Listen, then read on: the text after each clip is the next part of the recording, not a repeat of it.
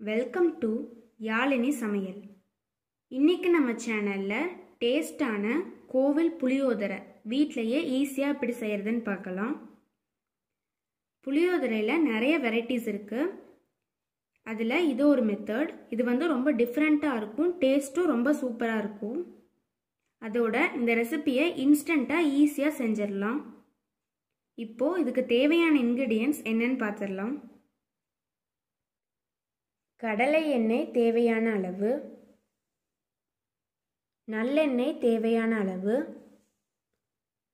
கடுகு, கடலைப்பருப்பு, உளுத்தம்பருப்பு, பூண்டு 1, கறிவேப்பிலை தேவையான அளவு, வரமிளகாய் 2 விதை எடுத்தது, புளி கரைசல் திக்காக எடுத்து வச்சுருக்கேன். ஒரு பெரிய எலுமிச்சம்பழ அளவுக்கு புளி எடுத்து கரைச்சிருக்கேன். மஞ்சள் தூள் 1/4 டேபிள் ஸ்பூன், வெந்தயத்தூள் 1/4 டேபிள் ஸ்பூன், ரெடிமேட் புளியோதரை பொடி 1/2 டேபிள் ஸ்பூன் எடுத்திருக்கேன். இது சக்தி மசாலாவில் வர்ற புளியோதரை பொடி. சுவைக்கேற்ப கல்லுப்பு, பெருங்காயத்தூள் தேவையான அளவு. இப்போது கோயில் புளியோதரைக்கு தேவையான இன்க்ரீடியன்ட்ஸ் என்னன்னு பார்த்தாச்சு. இப்போது இதை எப்படி செய்கிறதுன்னு பார்க்கலாம். ஒரு வானிலையில் 2 ஸ்பூன் நல்லெண்ணெய்,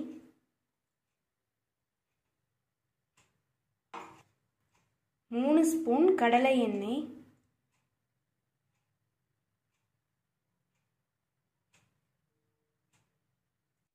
ஆயில் நல்லா ஹீட் ஆனதுக்கு பிறகு கடுகு,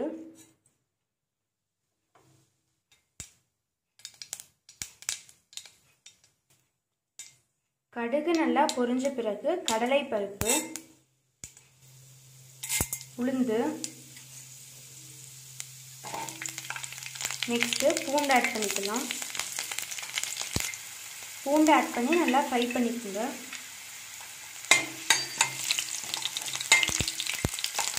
நெக்ஸ்ட்டு கறிவேப்பிலை,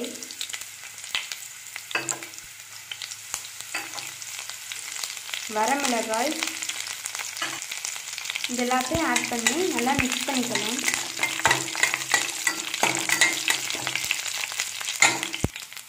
மஞ்சள் தூள் இது எல்லாத்தையுமே 1 by 1 ஆட் பண்ணி நல்லா ஃப்ரை பண்ணிக்கோங்க.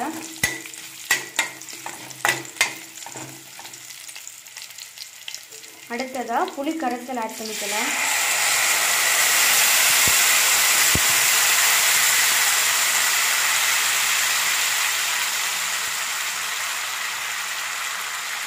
நெக்ஸ்ட் இதில் 1 கப் அளவுக்கு தண்ணி ஆட் பண்ணுறேன்.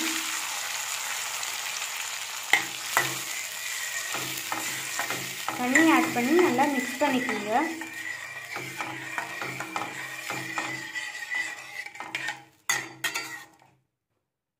இப்போது இந்த புளி வேகிறதுக்காக ஒரு 5 மினிட்ஸ் கவர் பண்ணி வைக்கலாம். இப்போது புளி ஒரு 5 மினிட்ஸ் நல்லா வெந்துருச்சு. இதை நல்லா மிக்ஸ் பண்ணியாச்சு. நெக்ஸ்ட்டு இதில் புளியோதரை பொடியை ஆட் பண்ணிக்கலாம். ஸ்டார்டிங்லேயே சொல்லியிருந்தேன், இது ரெடிமேட் புளியோதரை பொடி மிக்ஸ். அதில் தான் 1/2 ஸ்பூன் ஆட் பண்ணியிருக்கேன், 1/2 டேபிள் ஸ்பூன். அடுத்து வெந்தயத்தூள்,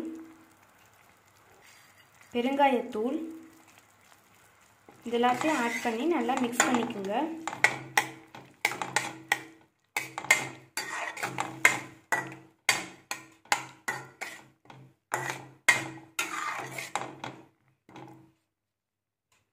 இந்த புளியோதரை மிக்ஸ்லேயே வெள்ளை எள்ளும் வேர்க்கடலையும் இருக்குது. ஸோ நான் ஆட் பண்ணலை. உங்களுக்கு தேவைப்பட்டால் இன்னும் கொஞ்சம் கூட நீங்கள் வெள்ளை எள்ளும் வேர்க்கடலையும் ஆட் பண்ணிக்கலாம். பார்க்க இன்னும் நல்லாயிருக்கும், டேஸ்ட்டும் நல்லாயிருக்கும்.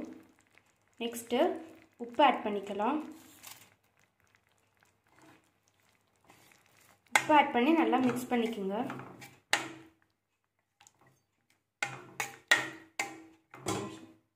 எகெயின் இதை ஒரு 2 மினிட்ஸ் கவர் பண்ணி வைக்கலாம்.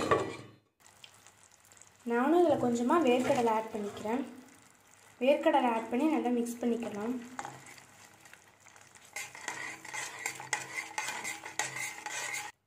2 மினிட்ஸ் கழிச்சு பார்க்கலாம். இப்போ இது 2 மினிட்ஸ் நல்லா வெந்துருச்சு. ஆயில் நல்லா பிரிஞ்சு வந்திருக்கு பாருங்க. ஆயில் நல்லா பிரிஞ்சு வந்திருக்கு.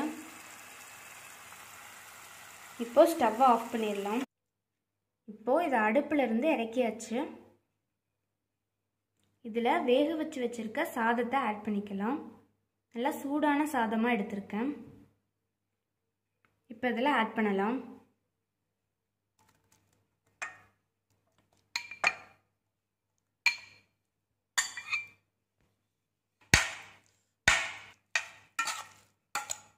இப்போது சாதத்தை ஆட் பண்ணி நல்லா மிக்ஸ் பண்ணிக்கோங்க.